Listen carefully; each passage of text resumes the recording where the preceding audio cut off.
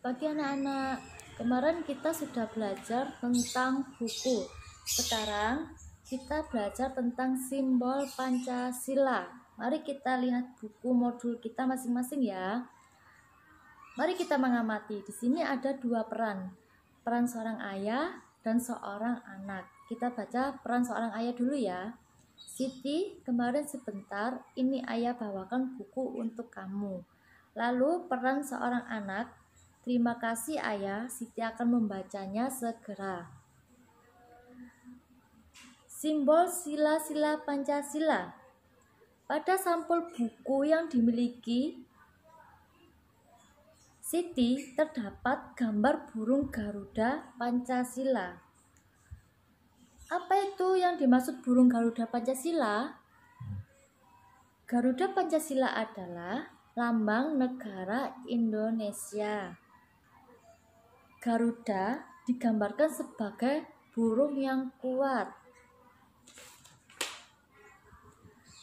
Coba kalian amati dalam perisai yang ada di dada burung Garuda Pancasila.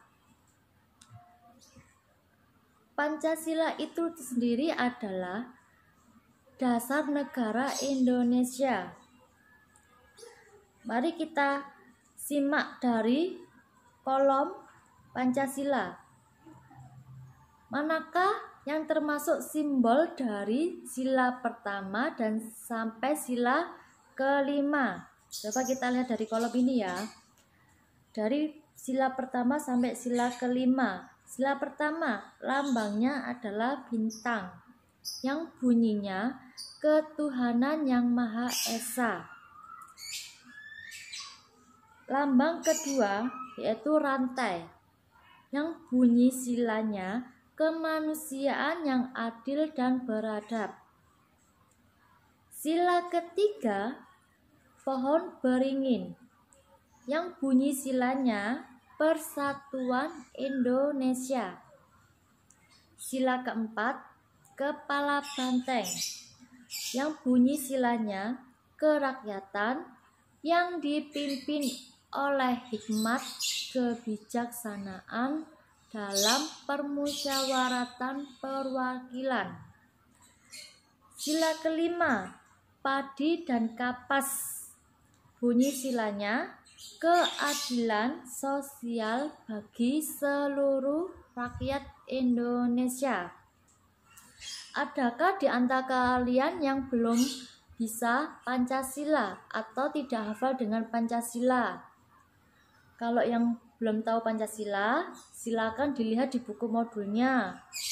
Di sini ada kolom Pancasila, lambang dan bunyinya sudah ada di sini.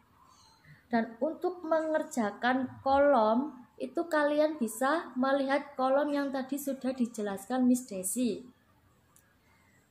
Sekarang kita belajar tentang mengamalkan nilai-nilai Pancasila. Coba sekarang kita amati gambar-gambar ini ya. Di sini ada 3 gambar. Yang gambar pertama itu guru menjelaskan di dalam kelas. Gambar kedua, siswa upacara. Gambar ketiga, makan bersama dengan berdoa. Dari sini kita bisa mengamati. Dan sekarang kita berdiskusi ya, berdiskusi Miss Desi dengan kalian.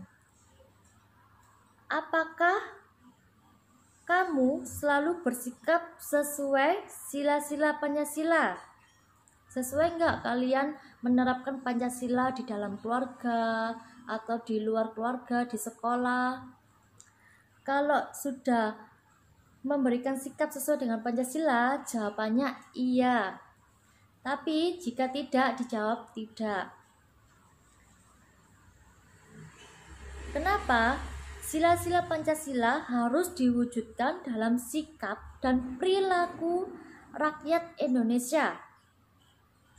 Apa yang dimaksud perilaku rakyat? Contoh, seperti gotong royong, itu kan termasuk sila keberapa? Sila ketiga. Tidak bertengkar, itu juga termasuk perilaku. sikap seseorang atau sikap manusia. Bagaimana cara mewujudkan sila Pancasila? Ya kita harus hidup rukun dalam bermasyarakat. Misal kalau ada kerja bakti di lingkungan, lah kita harus membantu bergotong royong. Itu termasuk sila Pancasila. Sekarang kita belajar tentang kata ungkapan. Tadi kita sudah belajar tentang Pancasila. Apa itu ungkapan? Ada yang tahu? Kalau tidak ada yang tahu, Miss Desi jelaskan dulu ya. Ungkapan itu gabungan kata yang membentuk arti baru. Mari kita simak dari percakapan berikut. Di sini ada percakapan tentang Ardi dan Siti. Kita baca bersama-sama ya. Ardi dulu. Ardi, buku kakak banyak sekali. Siti menjawab, kakak memang senang membaca buku. Ardi, wah kakak memang pantas dijuluki kutu buku. Siti menjawab, ayo, kamu juga harus rajin membaca. Ini ada buku cerita bagus. Judulnya Bintang Lapangan. Ardi menjawab, ceritanya tentang apa kak? Siti menjawab, cerita tentang pemain sepak bola yang rendah hati meskipun terkenal. Ardi menjawab, berarti dia tidak besar kepala ya kak? Terima kasih ya, saya boleh meminjam buku kakak. Siti menjawab, sama-sama dik.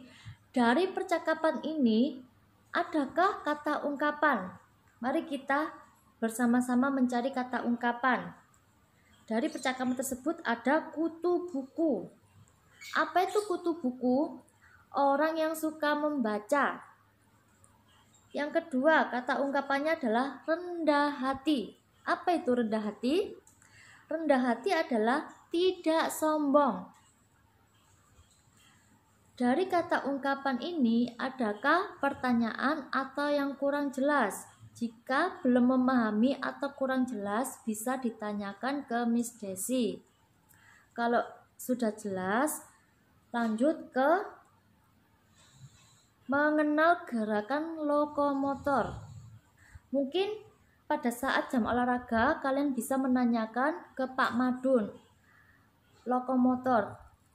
Ini Miss Desi menyampaikan lokomotor itu apa? Lokomotor itu gerakan dasar berpindah tempat dari tempat yang satu ke tempat yang lain. Contoh, seperti menirukan gerakan lompat kelinci.